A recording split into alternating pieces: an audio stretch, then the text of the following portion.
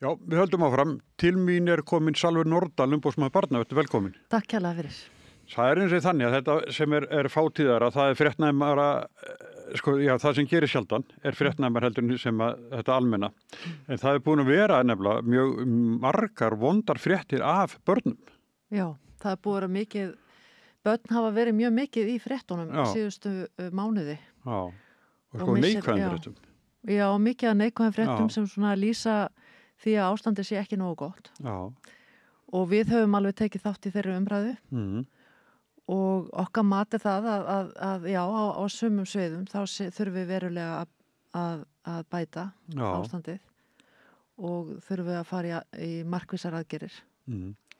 Svona birtingamyndirnar til dæmis sem eins og bara fangaklefarnir við Flatarunni í Hafnarfirði. Þetta bara ótrúlegt að við búum ekki betur að þeim börnum sem hafa vilsta leið en þetta að loka þið inni þarna í gluggalausum steingerðum klefum. Já, einmitt, ég held að við höfum til dæmis verið að ræða og kvarta mikið við ráðuneytið þessa tilhugun, að það sé verið að nota af barnaverndar yfirvöldum þetta úrræði. Og eins og þú segir, þetta birtingamynd á mjög slæmu ástandi. Þegar við erum komið þangað að stjórnvöld eru farin að nota fangaklefa, þá erum við náttúrulega komin á mjög vandan stað. Og það við höfum náttúrulega, við vorum í talsverðu samtali með bréfaskriftum við ráðuneytið á síðasta ári einmitt stöðuna fyrir þennan hóp sem í mestum vanda og þarf að komast í úrræði og hefur náttúrulega verið með stuðla og svo önnur langtíma úrræði en það hefur bara skapast neyðarástand á þessu sviði.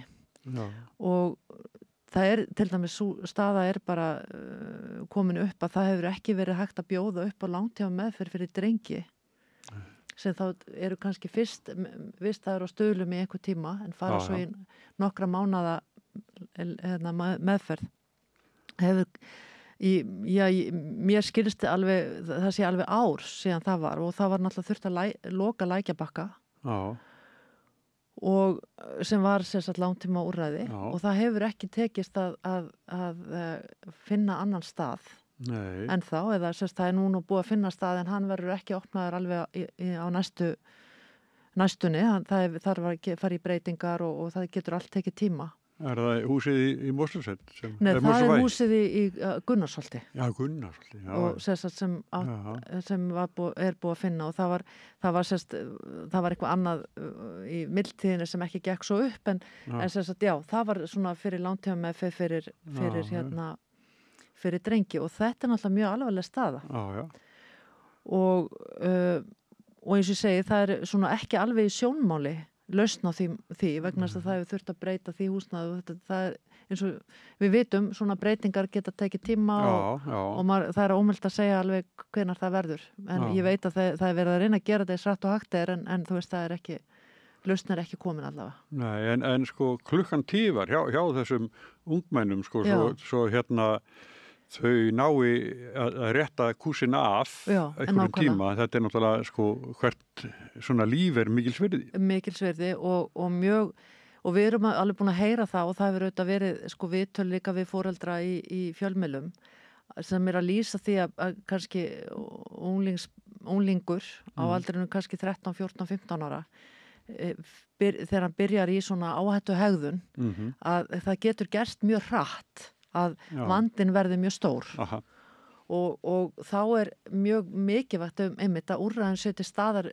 leið og beðir þau eða því sem næst strax og þannig að þetta vind ekki upp á sig og við erum búin að heyra einmitt nokkur dæmi þar sem vandinn hefur vaxið mjög hratt hjá ungum krökkum því þetta eru bara grunnskólanemar og þá verður þetta auðvitað, þú veist, eftir því sem vandinn veikst á þessum tíma, þá náttúrulega verður erfiðar og lengri tími sem barnið þarf til að komast á réttan kjöl og þarf markvissa eða lengri meðferð væntanlega og svo framvegis eftir því sem vandinn verður þyngri. Já, og þá eitthvað nám til staðar eða Eða verður það? Það auðvitað, sko, ég meina á Stuðlum, sko, það þurfti náttúrulega loka að mestu þessu meðferðargangi, sem þetta var út af neyðarvistunina, því út af brunanum sem varð, en sko, það mjög mikilvægt að allir þessari meðferð sem börn að fá, að þau fái einmitt aðgang og skólagöngu og þau geti haldið áfram námi. Já. Vegna þess að skólinn og námið auðvitað náttúrulega algjörlega lykilatriði, þannig að þau geti svona haldið í við einhverju leiti við jafnbrandla sína og geti komist á svona réttan kjöl. Einmitt. En þegar við erum talað þetta, þá sko að bara hvernig til þess að Stuðlum það sko einn drengur látist þar. Þetta sko dauðans alvara. Þetta dauðans alvara. Og svo framtíð þessa fólks líka sem einmitt. Já.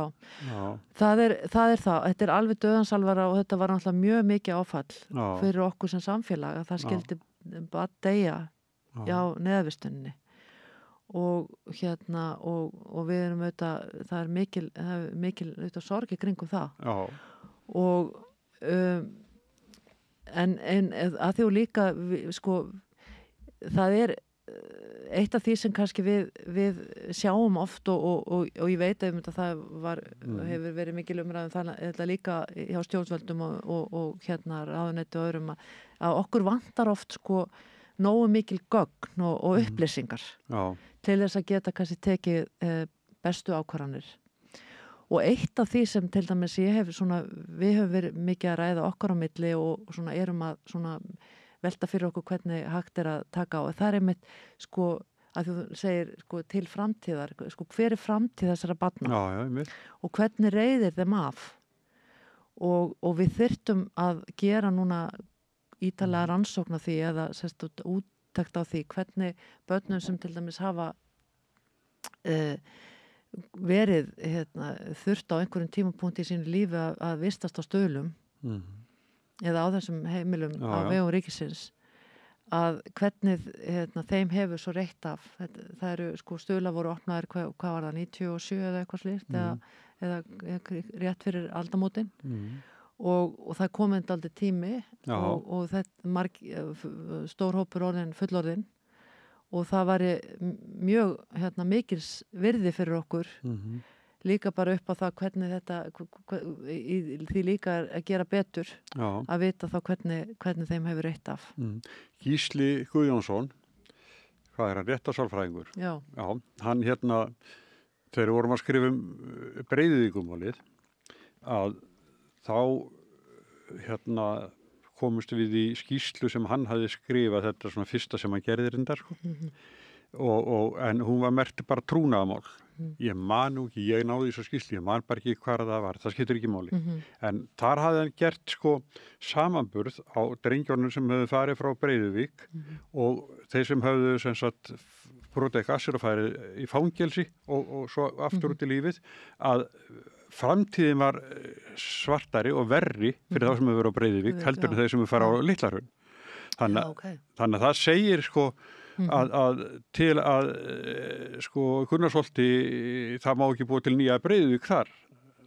Nei, það má ekki eða í þessum úrræðum og það algjörlega og við sko staðreyndin er alltaf svo að það eru gerðar skýrslur þessa staði núna með reglubundum hætti.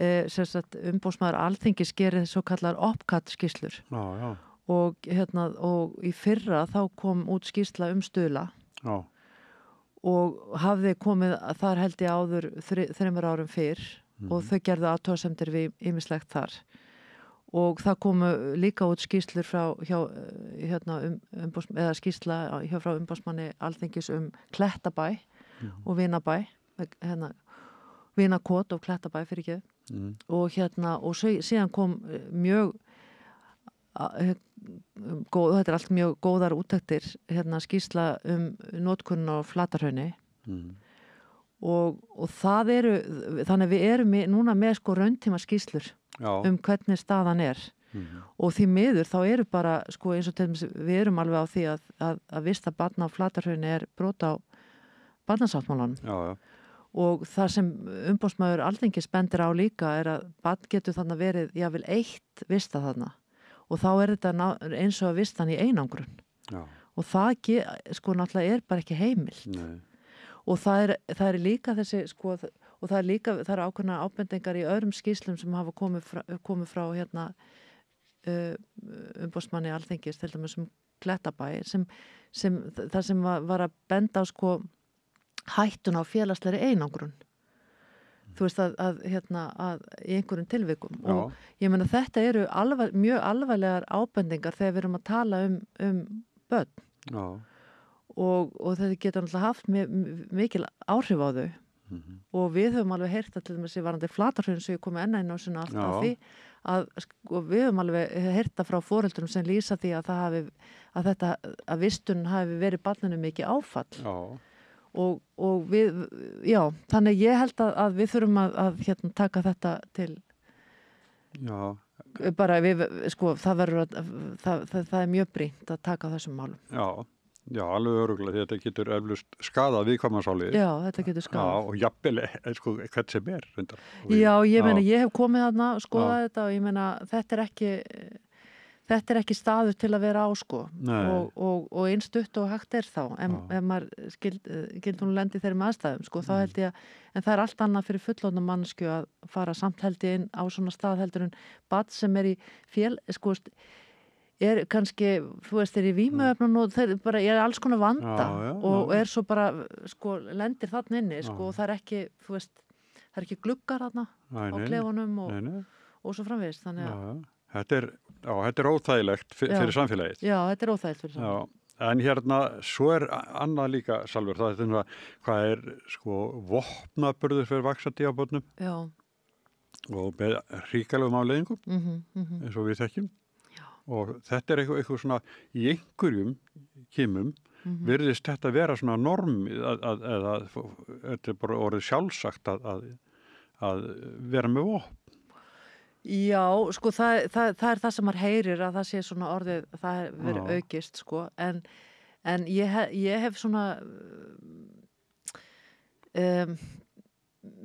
sko það er mikið talað ofbeldi meðal barna. Já.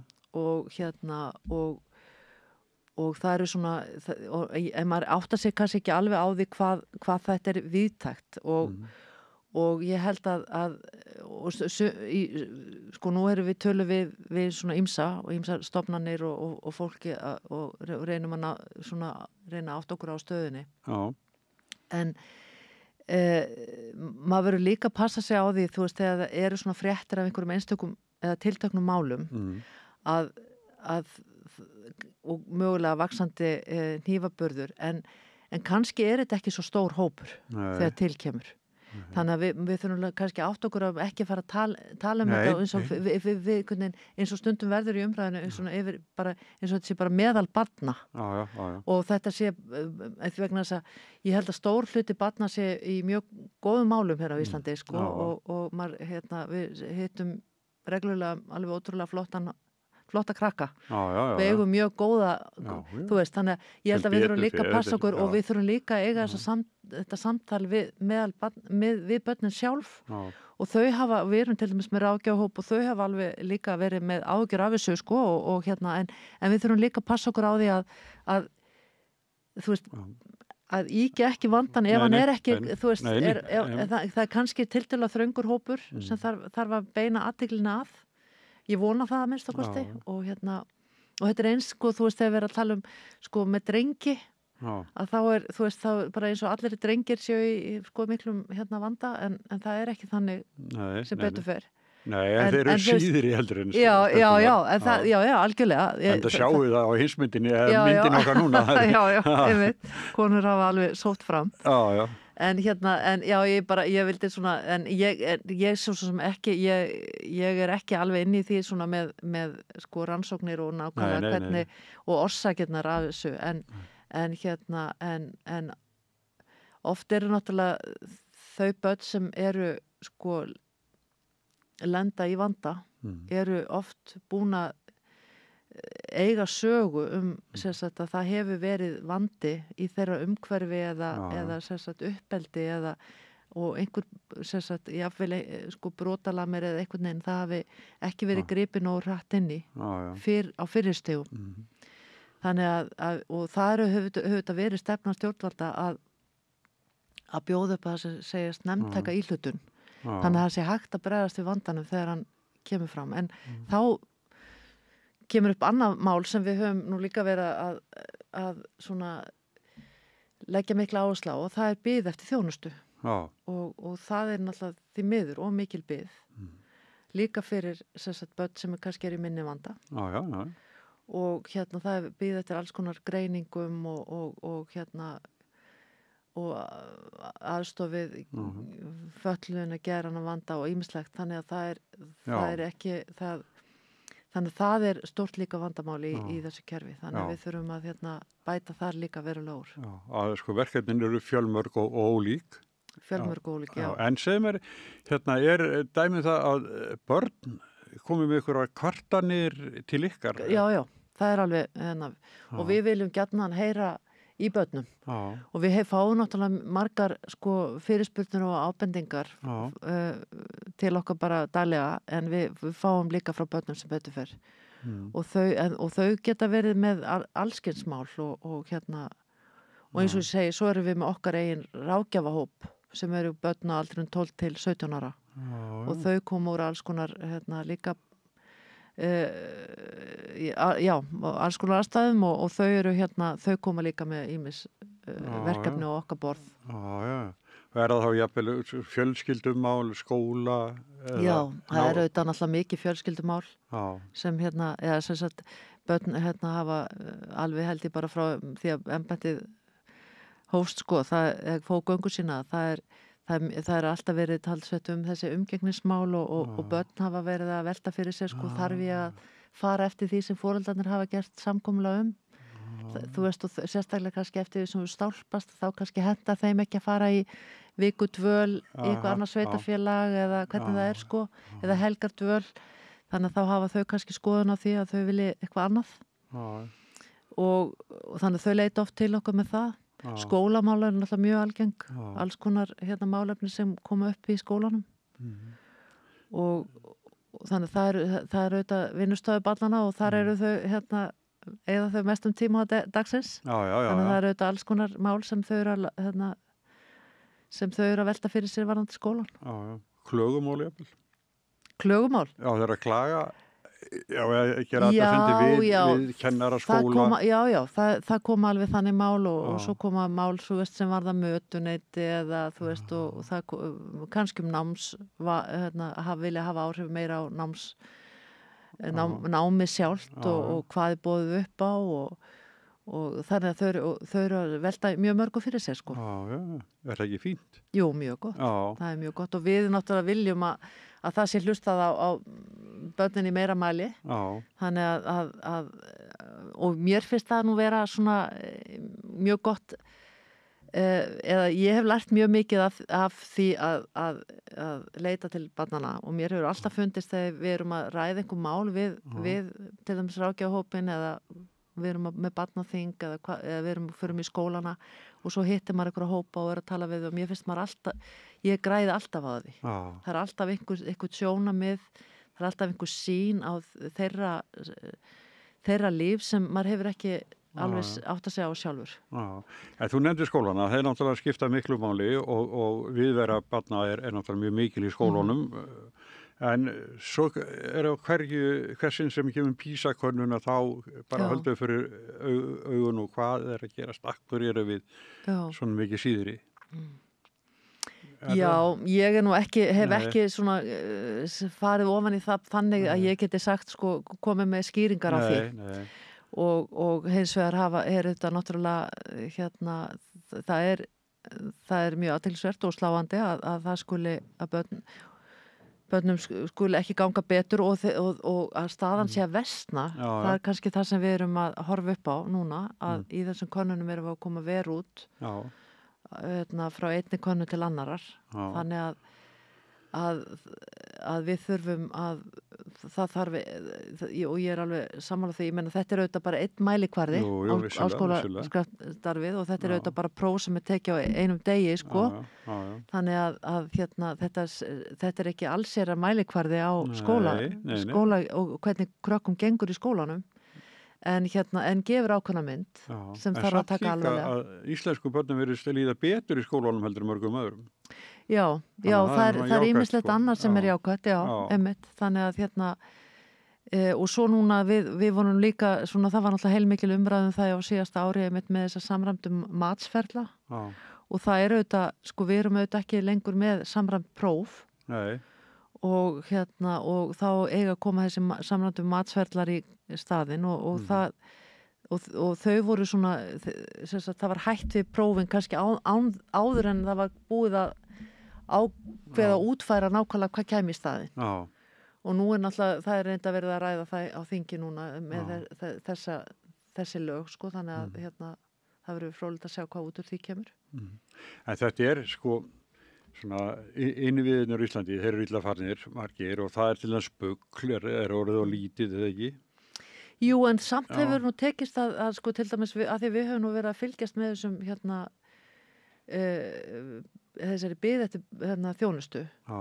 Að þá höfum og sem við erum mjög stolt af því verkefni að því það var svona samstarfsverkefni þannig að við höfum bara safnað gögnum frá ákveðnum opinberum aðilum 2 á ári til að sjá svona hvernig þróunin er að því að þú veist það voru þá áður svona oft fréttir af einhverjum einstökum málum og maður vissi að það væri bið en við sjáum að BUGL hefur náð að taka til hendinni og við áttum bara nýlega fund með fólki á BUGL stöðuna þar og þau hafa verið að tekist að bæta verulega úr. Þannig að sem er mjög gott. Já. Og þannig að já, en ég meina annars staðar er biðin of löng, sko, þannig að og mikil. En geti þitt embætti gripið inn í líf barna? Nei, við höfum ekki heimildi til að fara inn í svona einstök mál og grípum ekki inn í mál einstakra barna en það sem við gerum sko við sko metum oft þú veist þegar kemur ábending eða einhvern erindi til okkar að þá er maður líka að reyna að meta það þetta eitthvað sem endurspeglar þetta eitthvað verklag sem snertir fleiri börn. Já. Og ef það er þannig að þá skoðum við það oft og þá reynum við að hafa samband við viðkomandi, hvort sem það er skóli eða stjórnvöld og koma ábendingu á framfæri. Ef við teljum að þetta sé ekki verklar sem til dæmis standist bandasáttmála. En hafið þið áhrif á lagasetningar? Já, við reynum það. Já, þið eru kallið fyrir þingi.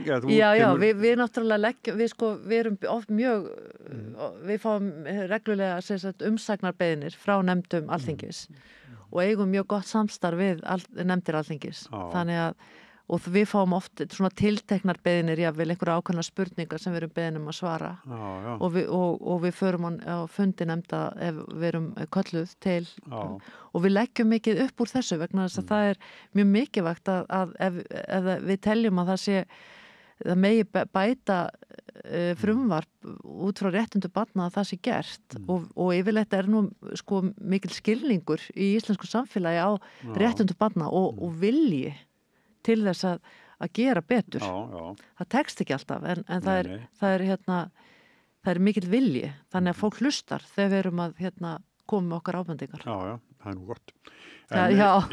Það er mjög gott og það er auðvitað ekkert það er náttúrulega það sem gefur svona embætti slagkraft að maður finni að það er áhuga á því sem við erum að segja og gera.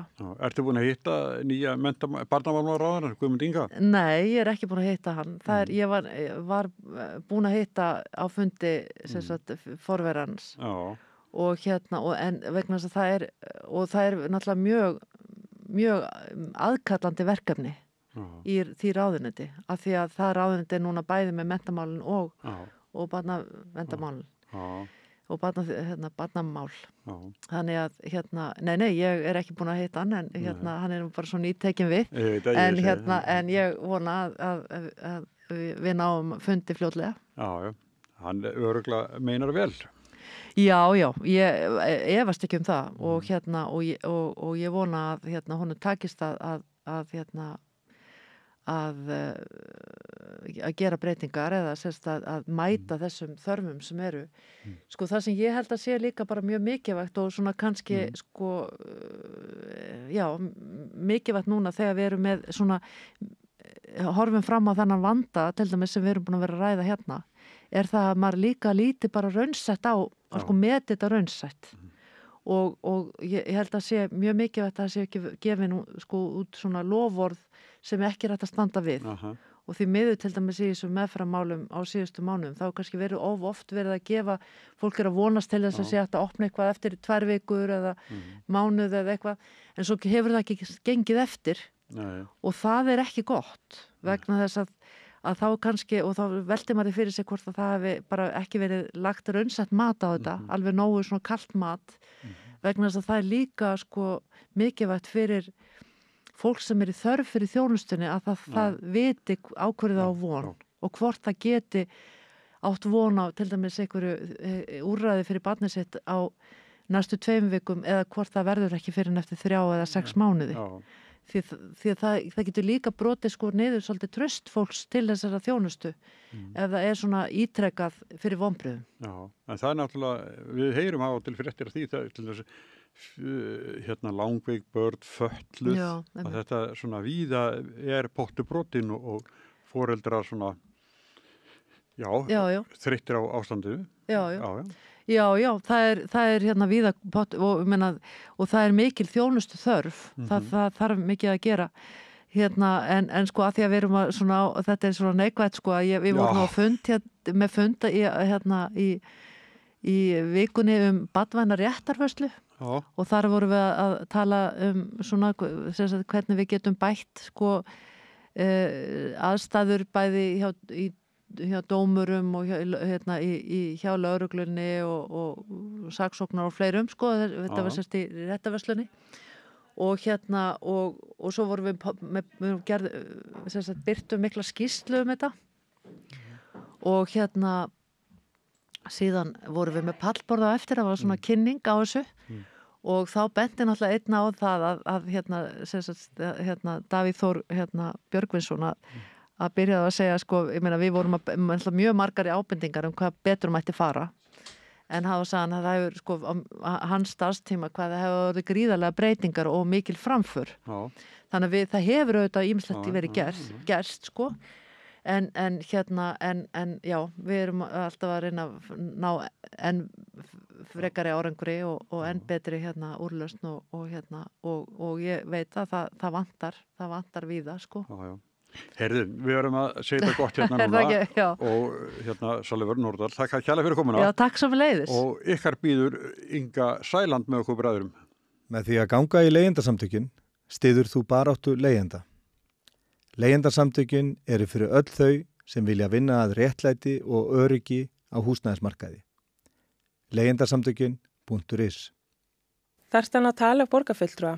Borgarfulltrúar Sósíalistaflokksins eru með viðtalstíma alla mánudaga klukkan 13:30 til 14:30.